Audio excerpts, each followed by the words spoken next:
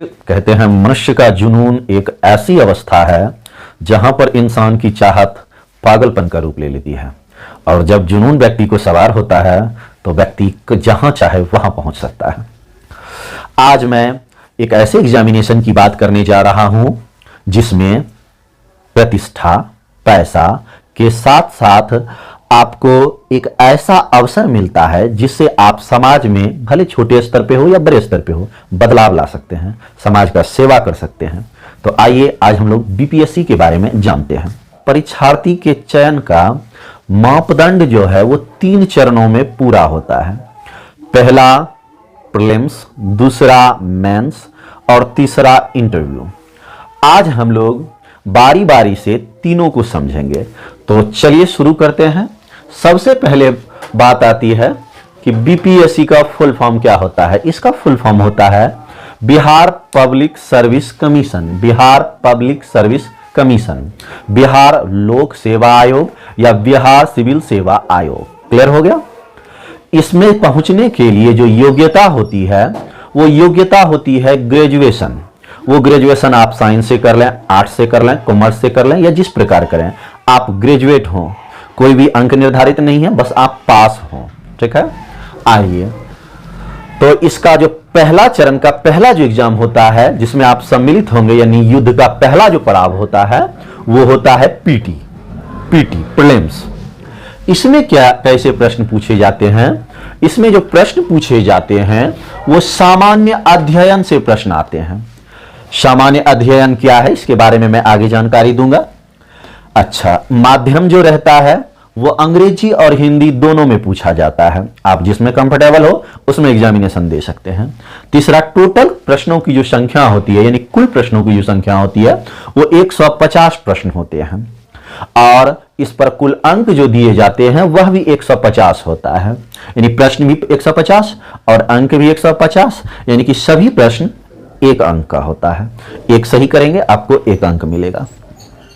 इसके बाद negative marking 68वीं BPSC जो 12 फरवरी 2023 को संपन्न हुआ से शुरू हो चुका है। नेगेटिव मार्किंग जो है वो 1/4 है। 1/4 कहने का अर्थ हुआ कि अगर आप 4 गलत कर देते हैं तो आपका पूरी 1 अंक कट जाएगा, यानी कि 0.25 अंक कटेंगे एक गलती करने पर। क्लियर हो गया। ठीक है। और हाल ही में अब जो 59वीं एग्जामिनेशन होगा इसमें बीपीएससी ने ऐलान किया है कि हम सीडीपीओ, एपीओ एवं इसमें बीपीएससी बहुत सारे एग्जामिनेशन कंडक्ट कराता है, अलग अलग विभाग का। उन सभी का पीटी एक साथ ही कराएंगे, कंबाइंड कराएंगे, और इसी से हम अलग अलग विभाग में व्यक्ति का चयन कर लेंगे। तो यानी कि अब अगर आप बीपीएससी का पीटी देते हैं तो इसके अनेकों फायदे हैं आपको। अब आ जाते हैं कि बीपीएससी में जो पूछे जाते हैं वो किन किन विषयों से प्रश्न आते हैं। तो बीपीएससी में जो प्रश्न पूछे जाते हैं सब्जेक्ट उसके हैं। पहला है बिहार स्पेशल, यानी बिहार स्पेसिफिक प्रश्न पूछे जाते हैं, बिहार रिलेटेड प्रश्न होते हैं। ये लगभग 13-14 प्रश्न रहते हैं, बहुत अच्छे प्रश्न रहते हैं। यानी कि आप बिहार के बारे में, चाहे बिहार का भूगोल हो, बिहार का इतिहास हो, आपको सभी बातों को बिहार के बारे में जानना है, नदी से लेकर झरने तक। इसके बाद पॉलिटी से प्रश्न आते हैं। पॉलिटी का मतलब हुआ राजनीति शास्त्र। तीसरा होता है ज्योग्राफी, ज्योग्राफी से भी प्रश्न आते हैं, ये है भूगोल। ठीक है, इससे प्रश्न आते हैं। इसके बाद विज्ञान, साइंस। पिछले कुछ एग्जामिनेशन से साइंस का वेटेज जो है वो बढ़ा है, तो विज्ञान से प्रश्न आते हैं। अभी लगभग 25 से 30 की संख्या में प्रश्न विज्ञान से आ जाते हैं। उसके बाद करंट है। करंट का मतलब हुआ समसामयिक घटना, जो आज आसपास में होता है उसे बोलते हैं समसामयिक घटना। नॉर्मली ये 1 से 1.5 साल के बीच के जो घटनाएं होती है उसी से प्रश्न बनाता है। यानी कि अगर हम 1.5 वर्ष तक का अगर तैयार कर लें तो हमारा ये कंप्लीट हो जाएगा, करंट कंप्लीट हो जाएगा। इसके बाद आता है इतिहास, हिस्ट्री। हिस्ट्री में हमारा मेडिएवल, ठीक है, प्राचीन, एंशिएंट और मॉडर्न, तीनों हिस्ट्री से प्रश्न आते हैं। और इसके बाद आती है इकोनॉमी, अर्थशास्त्र से प्रश्न पूछे जाते हैं। इसके प्रश्न जो हैं सामान्यतः देखा जाता है कि ये जो प्रश्न होते हैं वो करंट से रिलेटेड होते हैं। जैसे अभी बजट आया है, बजट से जुड़े प्रश्न आ जाएंगे, वन रिपोर्ट आएगा उससे जुड़े प्रश्न आ जाएंगे। इस प्रकार के प्रश्न इकोनॉमी में आते हैं। इसके बाद आता है इन्वायरमेंट। इन्वायरमेंट हुआ पर्यावरण से संबंधित, कहां सम्मेलन हुआ, क्या क्या पर्यावरण को लेकर खतरे हैं, क्या क्या संभावनाएं हैं, इस पे प्रश्न पूछे जाते हैं। और इसके बाद बारी आती है गणित की, मैथ्स। ठीक है, 10 प्रश्न लगभग इससे पूछे जाते हैं।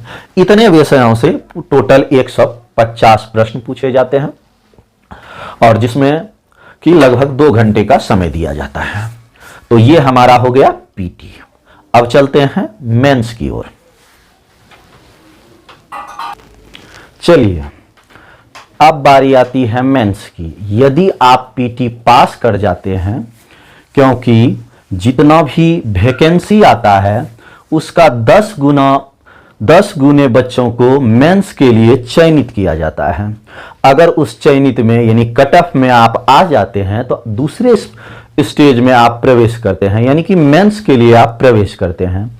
और मेंस परीक्षा को आइए हम लोग अब समझते हैं। मेंस परीक्षा में टोटल जो होगा अब वर्तमान समय में 5 पेपर होगा। पहला पेपर जो होगा उसका नाम है GS1 यानी जनरल स्टडीज 1। ठीक है, यह टोटल 300 अंक का होगा। समय 3 घंटा होगा, यानी कि टोटल प्रश्न आपको 3 घंटे में बनाना होगा। किस प्रकार का होगा? सब्जेक्टिव टाइप होगा, यानी कि लिखना होगा। ऑब्जेक्टिव प्रश्न इसमें नहीं रहेंगे। ठीक है, इसमें कहां किस किस सेक्शन से प्रश्न बनते हैं? तो इतिहास एवं कला संस्कृति, ठीक है, हिस्ट्री एंड कल्चर से सवाल बनता है। उसके बाद एस्थेटिक्स से सवाल बनता है, सांख्यिकी, और करंट यानी कि समसामयिक जो है IR से सवाल बनता है, अक्सर इंटरनेशनल रिलेशन IR। और भी करंट के मुद्दे हो सकते हैं, जैसे कोविड हो गया या और भी कोई मुद्दे हैं तो उनसे सवाल बनते हैं। इसमें पास अगर आपको करना है तो कम से कम 30% अंक लाने हैं, मिनिमम 30% अंक। और यह अंक जो होता है आपके फाइनल रिजल्ट के लिए जुड़ता है, यानी कि ये बहुत ही महत्वपूर्ण है। चलिए अब दूसरा देखते हैं। अब बात करते हैं पेपर 2 की। पेपर 2 जो है ये जनरल स्टडीज पेपर 2 कहलाता है। यह भी टोटल अंक जो इसमें भी है वो 300 अंक का होता है। ठीक है, 300 अंक। और यह भी 3 घंटे का परीक्षा होता है। सब्जेक्टिव टाइप होता है, लिखना होता है, 30 से 32 पेज लिखनी होती है। ठीक है, एक प्रश्न जो है 300 अंक 300 वर्ड में आपको कम से कम जवाब लिखने होते हैं। इसमें जो प्रश्न आते हैं वो सेक्शन है साइंस एंड टेक्नोलॉजी से प्रश्न आते हैं। इसके बाद ज्योग्राफी से पूछे जाते हैं, इकोनॉमी से पूछे जाते हैं। ज्योग्राफी का हुआ भूगोल मीनिंग, और इकोनॉमी मतलब अर्थशास्त्र, और पॉलिटी और करंट से प्रश्न पूछे जाते हैं। इन सभी से मिला के प्रश्न बनाए जाते हैं। प्रश्नों की संख्या अधिक रहती है, आप चयन करके अपने लिए 4, 5, 6 जो प्रश्न पूछे बनाने के लिए बोला जाता है उतना आप बना लें उससे। इसमें भी पास मार्क्स जो है वो 30% है, कम से कम आपको लाना है। इसका भी अंक जुड़ता है, यानी कि GS1 और GS2 जो चीजें आपका पीटी मजबूत करेगी वही चीजें आपका मेंस भी मजबूत करेगी। वहां केवल और केवल आपको फैक्चुअल जानकारी देना है और यहां कॉन्सेप्चुअल जानकारी देना है। अगर कोई बच्चा है कि ये केवल सोचता है कि हम पीटी के लिए पढ़ रहे हैं, कॉन्सेप्ट याद, खाली फैक्चुअल याद कर लें, नहीं, अगर कॉन्सेप्ट के साथ फैक्चुअल याद करे तो एक बार में उसका पीटी और मेंस दोनों की तैयारी हो जाएगी। अब तीसरा पेपर जो आता है उसकी बात करते हैं। तीसरा पेपर का नाम है निबंध। पहले यहां पे ऑप्शनल था, अभी से पहले तक, तो ये ही परिवर्तित हो गया। अब आ गया है ऑप्शनल के जगह पे निबंध, और ऑप्शनल का जो पहले मार्क्स जुड़ता था वो जुड़ना बंद हो गया। इन्होंने देखा स्केलिंग करने में इसे परेशानी हो रही थी, तो इन्होंने सोचा कि भाई ऐसा करते हैं कि ऑप्शनल को हटा देते हैं, केवल क्वालिफाई बना देते हैं और इसके जगह पर निबंध ले आते हैं। यूपीएससी में भी निबंध चलता है। निबंध जो है व्यक्ति की सोच को पूरी तरह से बताता है कि यह जो उम्मीदवार है ये किसी भी विषय पर अपने इसके नजरिए क्या है, या किस प्रकार से सोचता है, या समस्याओं को कैसे देखता है और इसके समाधान के बारे में क्या क्या सोचता है, और उसके व्यक्तिगत नजरिया को निबंध से प्राप्त कर लेता है जांचने वाले। तो चलिए, अंक इसका भी 300 ही रहेगा और समय जो होगा वो 3 घंटे का रहेगा। इसमें 1 या 2, 3 निबंध हो सकते हैं। ठीक है, विषय चुनाव यहां मैंने लिखा है अपने एवं आयोग के मन पर। कहने का यह अर्थ हुआ कि आयोग 5-6 गो ऑप्शन दे देगा कि इस पे आप है, इस पे आप लिखिए 800 से 1200 शब्दों में। मान लीजिए दहेज प्रथा हो जाएगा, भारत के साथ अन्य देशों का रिलेशन हो गया, ठीक है, आने वाले समय में कौन कौन सी समस्याएं हुए, ठीक है, शहरीकरण और ग्रामीण में संबंध दे सकता है, बिहार की स्थिति के बारे में दे सकता है। कहीं से भी प्रश्न बना के 5-6 टॉपिक हमें चुन के दे सकते हैं और उस पर हमें लिखना होगा। तो यानी कि उनका भी मन हो गया और उन्हीं में से हम लोग 2-3 चुन लेंगे और लिखेंगे, तो उनका भी हो गया और हमारा भी हो गया। क्लियर? तो अपने मन एवं आयोग के मन पे। अगला होता है अंक जुड़ता है, हाँ इसका भी अंक जुड़ता है, 300 इसका, 300 इसका और 300 इसका, 900 जुड़ गया। अब बारी आती है पेपर 4 ऑप्शनल। ऑप्शनल का क्या मतलब हुआ? कोई एक सब्जेक्ट, बीपीएससी लगभग 35 सब्जेक्ट का एक लिस्ट दे देता है, इसमें से कोई एक सब्जेक्ट आप चुन लीजिए। इसका ना प्रधानता नए नियम आने से पहले बड़ा महत्वपूर्ण रोल निभाता था सिलेक्शन में ये ऑप्शनल। किसी का ऑप्शनल ठीक हो जाता था, वो अच्छा कर जाता था, नहीं कर पाता था तो नहीं हो पाता था। मेरा भी ऑप्शनल हिंदी लिटरेचर था, ठीक है, यूपीएससी में भी बीपीएससी में भी। तो यहां पर जो है ऑप्शनल का आप चयन करना है, हिस्ट्री पॉलिटी, जो आपको अच्छा लगता है एक विषय चुन लेंगे। ऑब्जेक्टिव टाइप प्रश्न रहेगा, आप पढ़ के गोला लगा देंगे, आपको पास केवल कर जाना है, ठीक है, बस क्वालिफाई करनी है, अब इसमें कोई नहीं रहा, ठीक है। ऑब्जेक्टिव टाइप रहेगा। जनरल अगर कोई है तो उसको 40% पास मार्क्स रखा गया है, अगर ओबीसी है तो उसके लिए 36.5% रखा है, एससी एसटी के लिए 34% और दिव्यांग के लिए 32% रखा गया है। इतना कम से कम लाएंगे तभी आप पास कहलाएंगे। इसके बाद ओवरऑल कहलाता है। 5वां जो पेपर है हमारा वो है हिंदी। हिंदी में जो है इसमें भी समय 3 घंटा है, केवल पास करना है, यानी 30% अंक आपको ले आना है। ऑब्जेक्टिव एवं सब्जेक्टिव टाइप प्रश्न पूछे जाते हैं इसमें भी, व्याकरण से, निबंध से, अलग अलग तरीके से। इस प्रकार आपका 5 पेपर क्लियर हो गया। तो मुख्य रूप से जो पेपर हुआ मेंस के लिए, जो रिजल्ट बनाता है के लिए मायने रखता है, तो उसमें 3 गो हो गया, पहला, दूसरा और तीसरा, यानी कि GS1, GS2 और हमारा निबंध। हमारी जो तैयारी भी होनी चाहिए वो इसी तीनों पे होनी चाहिए। बीपीएससी निकालने के बारे में जो भी सोचता है, तो कि जब भी आप अपने जीवन में किसी समस्याओं को देखें तो उसके समाधान के बारे में भी सोचें। आपका गहराई से चिंतन मनन ही बीपीएससी अपने उम्मीदवार में देखना चाहता है, एक योग्य उम्मीदवार में, ठीक है। उस समाधान सबसे प्रमुख चीजें होती है। तो ये तीनों हो गया हमारे। अगर हमारा हम इस स्टेज को पार कर जाते हैं, यानी कि मेंस भी अगर हमारा क्लियर हो जाता है, तो तीसरा जो हम पड़ाव हमारे सामने आएगा वो आएगा इंटरव्यू। इंटरव्यू जो होता है, आइए जान लेते हैं, वो होता है इंटरव्यू। ये होता है 120 अंक का।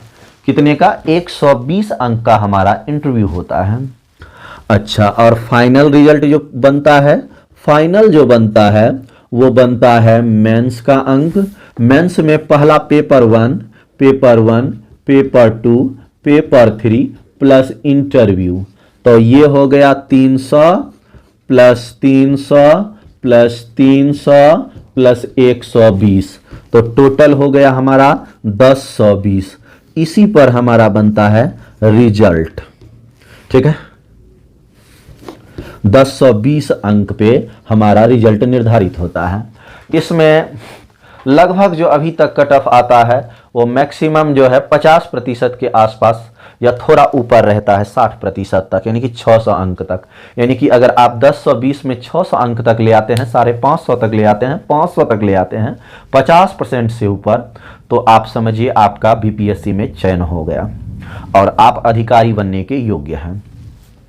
जिस प्रकार यूपीएससी में पर एग्जामिनेशन चयन होने के बाद लबासना भेजा जाता है, वैसे ही बिहार सरकार ने भी बीपीएससी चयन करने के बाद अपना ट्रेनिंग संस्थान तैयार किया है। वहां प्रॉपर ट्रेनिंग दी जाती है। बेसिक 3 से 6 महीने, 9 महीने से 2 साल तक की ट्रेनिंग होती है।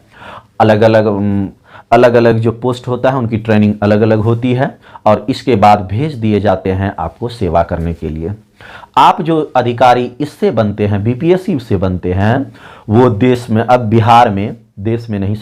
बिहार में यूपीएससी संघ लोक सेवा आयोग से आए अधिकारी के ठीक नीचे आप अपनी सेवा देते हैं, लेकिन यह पोस्ट भी बड़े पोस्ट होते हैं। तो मुझे उम्मीद है आप लोगों को बीपीएससी के बारे में जो मैंने आपको बताया वो लगभग चीजें समझ में आई होगी। अगर कोई बात ऐसी हो जो नहीं समझ में आया हो, आप कमेंट सेक्शन में लिखिए, मैं अगले वीडियो में उसे बताने का प्रयास करूंगा। इसी प्रकार देसी अंदाज में और बातों को स्पष्ट करके मैं आप तक जरूर पहुंचाऊंगा। थैंक यू मेरे युवा दोस्तों।